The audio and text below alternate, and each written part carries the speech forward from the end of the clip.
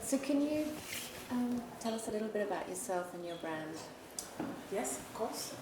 My name is Louise Lyngh Bjerregaard. I'm, as you said, originally from Denmark, where I started my brand straight out of school in 2016. And since 2021, I've been based in Paris. Prior to this, I was in New York and Los Angeles and working for Lady Gaga, amongst other people. I worked for culturel in New York. And aside from my brand, which is primarily not centered around selling garments, which is something we also touched upon, but it's more, I try to keep it as free as possible, to not let the commercialization of fashion overrule artistic expression.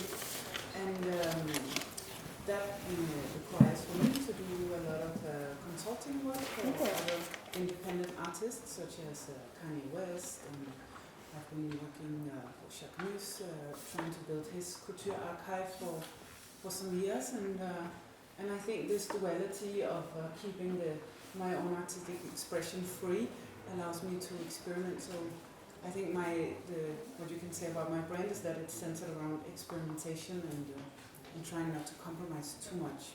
That sounds like a luxury to be able to keep that, free of commercial obligations. Yes, I think it is, and I think it's a fight worth fighting. I have to dye my hair now because I'm getting really grey hair, but I think it's about finding a way into why you're doing what you're doing and what makes it make sense for you. And for me, it doesn't make sense to run a big production and have a lot of retailers and sort of cater to trends. So I think it's more interesting to have conversations like the one we're having today, where it's like we can maybe ask some open questions, and I think clothing as art, for example, not that it has to be art, but clothing is something that we can all relate to, and in that sense it's something everybody can have conversations about. And so I think as a facilitator, that's makes it worth it. Thank you. Tati, tell us about you and Tati Things, your brand. Hello, I'm Tati, and I'm originally from the southern part of Germany. I studied fashion design in Switzerland because my family moved to Switzerland. Afterwards I did a master in knitwear for fashion in EFM. After working for Kenzo and seeing also from the experience of my friends and all together, I realized that I just want to focus on my own work, and I don't want to sit just in front of the computer and clicking some buttons all day long.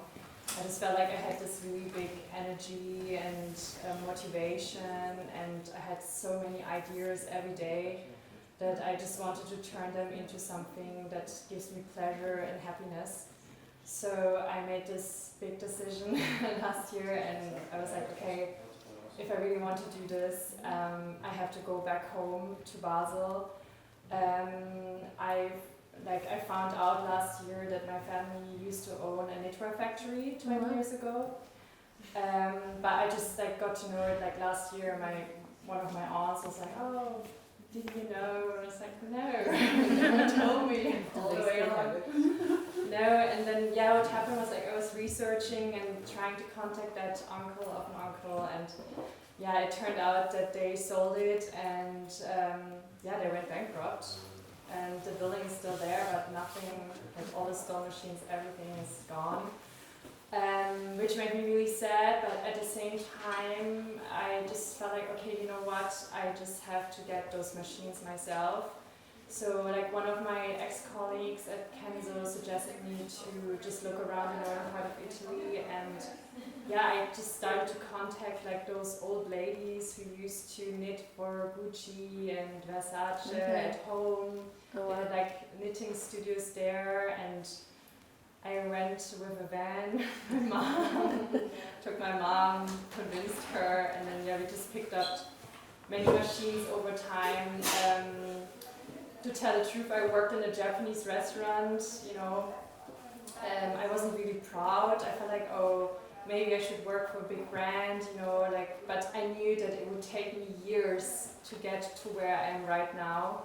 So yeah, and now here I am. I have a little micro factory in Basel. I have lovely interns from Paris who come all the way to support me, and there I'm doing my creations, and yeah, I feel very proud. Do you want to show something of one of your pieces to explain a little bit, maybe? Yeah, sure. Should I get it? Yeah, maybe the one, the cardigan. So knitwear seems to be a central thing in both of your practices. Is that right, Louise? I think it's more central in your practice actually than it is in mine. I think your work, Tati, works more actively with knitwear than I do. When I do collections, I have a show a year in Paris during Paris Fashion Week, either prêt-à-porter or the couture week, and I try to have only maybe 10% of my collections being about knitwear. Okay. I found it very early on super limiting to be recognized as a knitwear designer, when in fact my range is like I have a really big scope of capacity in terms of creation in all types of fabrics and materials. My background is that I come from a tailoring school, so knitwear for me was sort of like a rebellious act of being set free from the four walls of the school. So in that sense, I had to tell, I think it was Vogue at some point, like, please don't call me a knitwear designer, because I feel like it puts me in a box, and all the retailers wanted the knitwear designer, and voila. So I think you're way more experimental. I wouldn't say experimental because I feel like I'm that too in my practice, but I think Tati's work is way more knitwear, but we definitely have a mutual understanding of knitwear. And yeah, I think, I mean, for me, like initially I did a fashion design. I did fashion design in my bachelor's, but yeah, it's true. Like I think from a very early stage, I just developed this passion for like textiles, and I think knitwear, I think it's a specific person who does it. You know, like you're someone who's like patient, and like I love colors, I love yarns. I'm even so obsessed, like I love how yarns are made. Like sometimes I was like visiting this mill called Vima. They do all the yarns for Chanel, and it's just like so impressive to see like even how a single yarn can be made, and how, yeah. So yeah, as you see, like I'm so like really into the material, but I also really love accessories. I definitely see myself as a knitwear and accessory designer. I had a phase where I also really loved like menswear. I was working for Charles Jeffrey Loverboy in London, but yeah, it's true, like, yeah, I'm a knitwear designer truly by heart. Do you want to show us a piece or two? Yeah. This is one of the pieces we have made. It's a cardigan, a very sexy one. And is that made on a machine? How does that cook? So the bag is done, is programmed and knitted out on a stall machine, a big industrial knitting machine. And the front is all crochet. And I mean, same for this piece.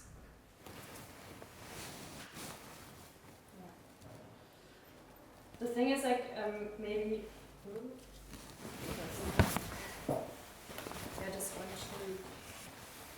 I mean, it's also all programmed and knitted out on an industrial knitting machine, but then there's, of course, a lot of handwork. Like, this is done on a domestic machine, there's like a lot of embroidery. But I mean, the thing for me is also like speaking about like knitwear, because I think at the end of the day, I'm also not like, you know, they're knitwear designers like at Atelier. I don't know if you have ever paid attention to that, but you know, they do like specific finishings which are amazing, and I mean, I admire my friends who do that, but I think I'm still someone like I really love some, yeah, maybe in my work, you know, it's very direct, it still looks, you know, quite chunky, like there's not detail, but I think, yeah. And you know, there's a message written on that piece, and you talk in your about your brand being, you know, partly a fight for women's rights. How much is politics an element that drives you? I think, I mean, with the sentence I put on my sweaters, it all comes together with my friends. There's like, this is a phrase one of my good friends just told me, like in a conversation. I just felt like it's so like powerful that I just wanted to give it a place to shine almost. But I think definitely like craft activism is like a big part of my work also as an artist. And it is really, really important for me, I guess, also to give a voice to like the queer community, to the people around me, and yeah. And you, Louise, is politics critical fashion? Is that something that is relevant for your work? Absolutely. I think it's essential, and I think that's why sometimes knitwear for me is a little bit slow, because it's like, oof, I need to. You know, it's hard to like in Paris there's manifestations all the time. Yes. And sometimes it feels like very obscure to knit, like in the atelier, and there's like people are going crazy. Do you know what I mean? And because it's feels not like a disconnect. everything that's safe to attend in Paris, but no, it's always taking up a lot of space, and it's also, you know, it's, I think for a lot of artists it starts with textile can become a great facilitator, where you're able to transmit maybe your own voice, but you're also, as you say, you're able to create a platform for other people and culture, and that can maybe take it further than you can yourself, and I think that's where it becomes important, and I think that's where conversation is truly important, because it's never really just a shoulder, and it's never really only a hip, like just a hip, or, you know, there's so much more to it. It's in the way you do a top stitch, if it's 4 centimeters or 2.5, or if you have a raw hemline, or if you have a folded hemline, or if you combine two kind of fabrics or materials that are not necessarily born to work together. So it's all for a critical journalist. I think fashion right now is thriving in that sense that there's a lot of people that has a lot of things to say, and especially knitwear has been a lot in the media, and it's been domesticated in the sense that I think we've been able to display how people maybe with a more regular job, not really knowing knitwear or craft in general, they've been sort of encouraged to take it up themselves, and I think just recognizing what textiles can do in terms of mental health, especially post-pandemic, I think that's really, I think to sort of use textiles and use your work like this, I think that sort of, at least for me, justifies why fashion, because fashion is also fast fashion, and there's also toxic dyes, and so it's hard to justify why you work with fashion in a sort of in a time where there's enough t-shirts and there's enough pants and there's enough, you know, it's popular culture right now, fashion, and so I think it has to be able to facilitate something that can move it forward in a different context, and I think craft is, whether it's centered around felting or knitting or making crochet or making pieces like I do, I think that's really a powerful tool. So in that sense, I think it's political from the ground up, and I think it's about having conversations like the one you're facilitating. Did you want to say anything, Tati, to that? I think you said everything very well. I mean, everything's political, I guess, and sustainability in all that, is that something that you think about when you're making your pieces and designing? Yeah, absolutely. I think I was a part of I'm a little bit older than you, but so I was a part of sort of like a first group of, I think, independent designers in recent time that faced the situation with distribution and production when you work with dead stock, for example. That it's difficult to scale up, and then it's difficult to pay the bills, and it's difficult if you have a team, and in Paris interns are getting paid, and so money has to come from somewhere. So my practice was based on dead stock from the beginning. But luckily, LVMH and Chanel actually have now some businesses where you can buy dead stock from their factories as students down to €2 for a meter, which I think is super great. And what they have, because they're such big companies, is that they have a traceability program in place. So it's not sort of like you go to somewhere in the street and you buy a wool and you don't know where it's coming from, but it's actually being taken serious at a much larger scale, and that means like Browns or Bergdorf Goodman or Essence or Dover Street Market, they're not afraid to buy into a young designer, risking that you can't really produce or deliver, because suddenly you're backed by an ecosystem that maybe in a nice way uses young designers to shine a little light on themselves sustainability-wise. But I think it's a great way of discovering how sustainability now can be the baseline in every sort of fashion brand, no matter if you do t-shirts or what. And for us, maybe dead stock, I don't know for you, but for me, dead stock was literally like 40 centimeters to begin with. And now I can have a dead stock roll that's 200 meters, which is nothing to bigger players like Prada or Louis Vuitton, but it's a lot to small brands.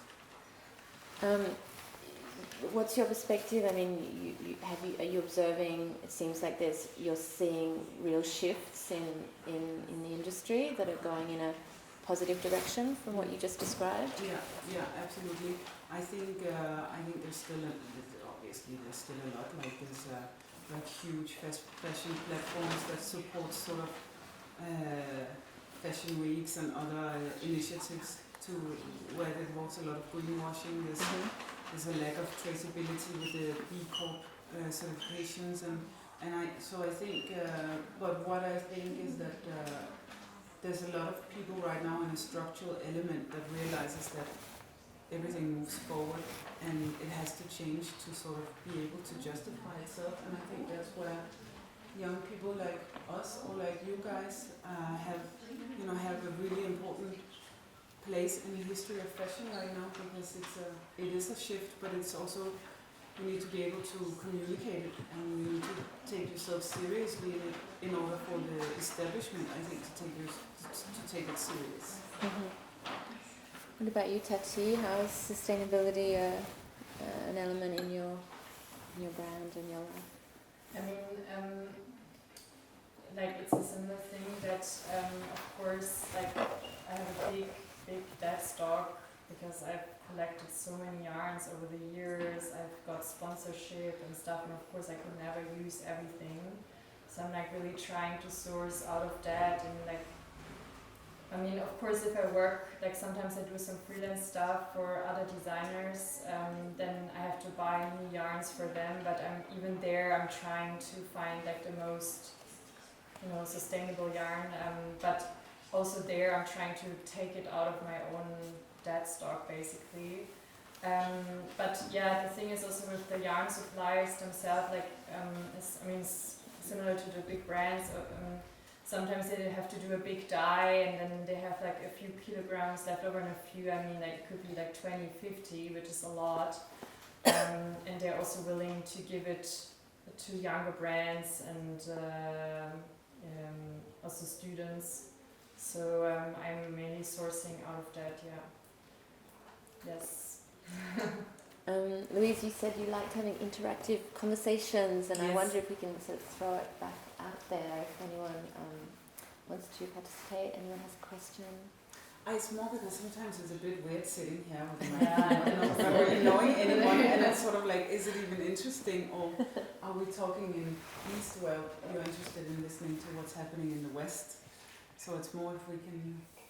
Yeah, I have a question. I'm just wondering, how do both of you feel about synthetics or semi-synthetics versus all natural textiles and fibers?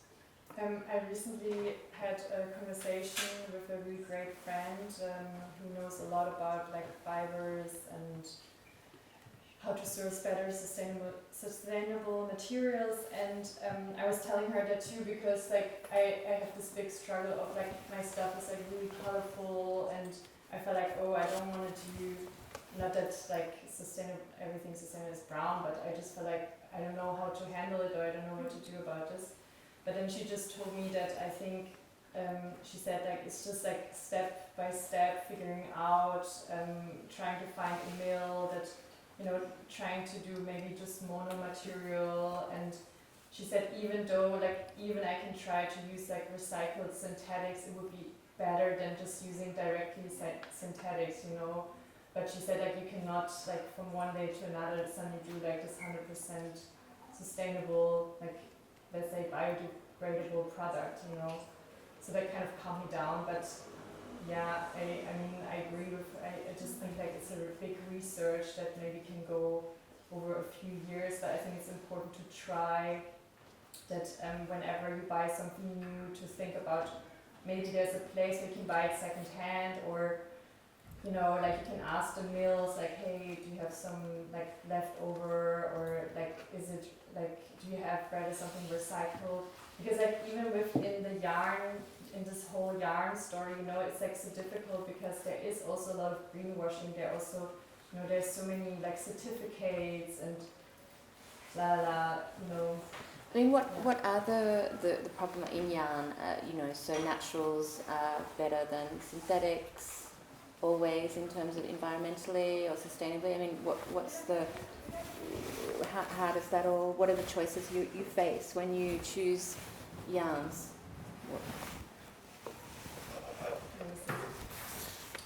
I think I've been around like the globe in terms of using synthetics and natural, and I've witnessed so many avenues of like mohair is great, but how it's coming off the animal is animal abuse basically. So then it's sort of like it gives you a bad taste, I think, to use mohair and not having full traceability.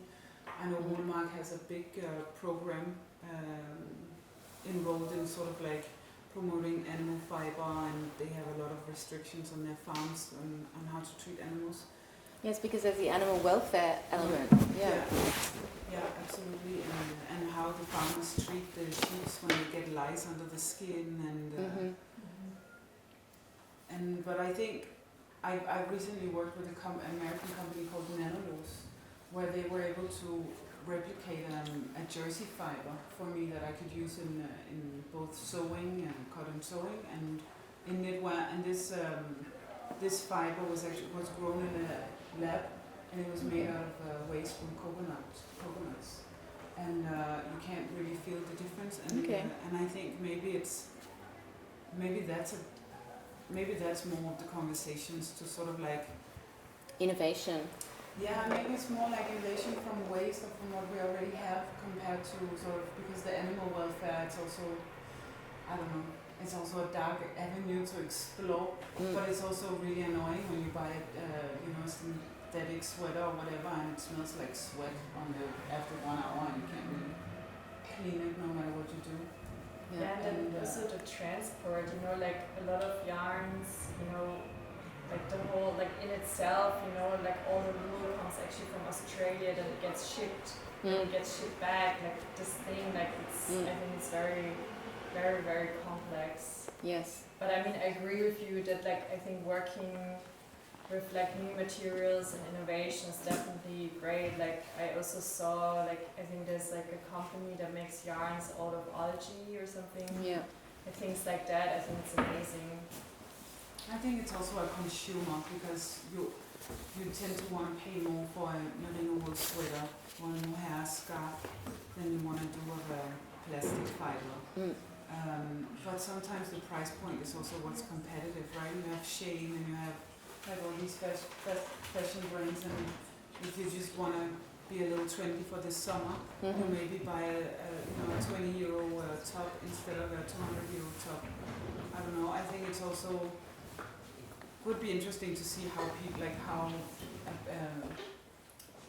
you buy compared to age or demographics in terms of fiber, and because I think it's a huge like it's a huge topic and situation, and there's so many. Definitely. I think that's what's great about a company like LVMH as such a big significant player in the industry, that they have these traceability programs, because I think that's where it all starts, right? And it starts with education as well, and for farmers to also realize that it can't really, it doesn't pay the bills to misuse animals, and it's also not right to use plastic fiber, because definitely. it's like I think it's like 50 swimming pools of oil per second or something that the textile industry uses in plastic fibers, which is just disgusting. So, but I switched to more natural fiber, and I do that for the people I work with as well, clients. I think that's just.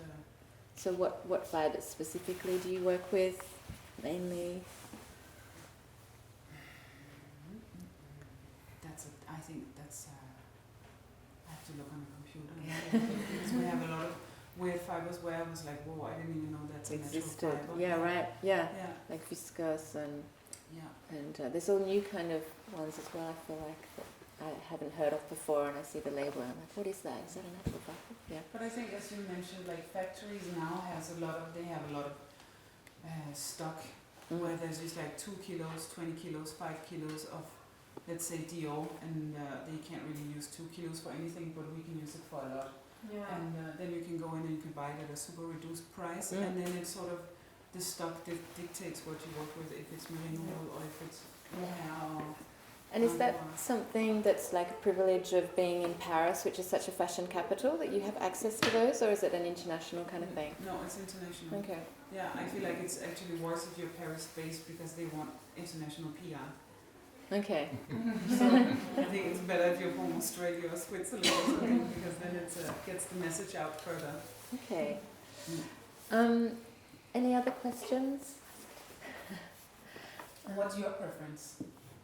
Me? Yes. I've begun spinning recently, like spinning my own yarn, and so I'm working a lot with wool.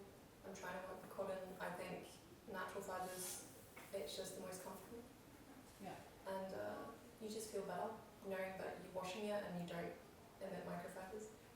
But I was just, because I'm just doing it for myself, right? So I was just curious to, are you guys looking at it from a professional perspective? Yeah. But I think looking at it from your own, like, what do you want to wear yourself? I think that's a really good base, actually, to start from, whether you're do it professionally or. Well, I think we leave it around now, unless, Tati, do you want to add anything to close? Just, I think, just follow what you believe in and support those people. I think that's really important, and stay true to yourself. Yes.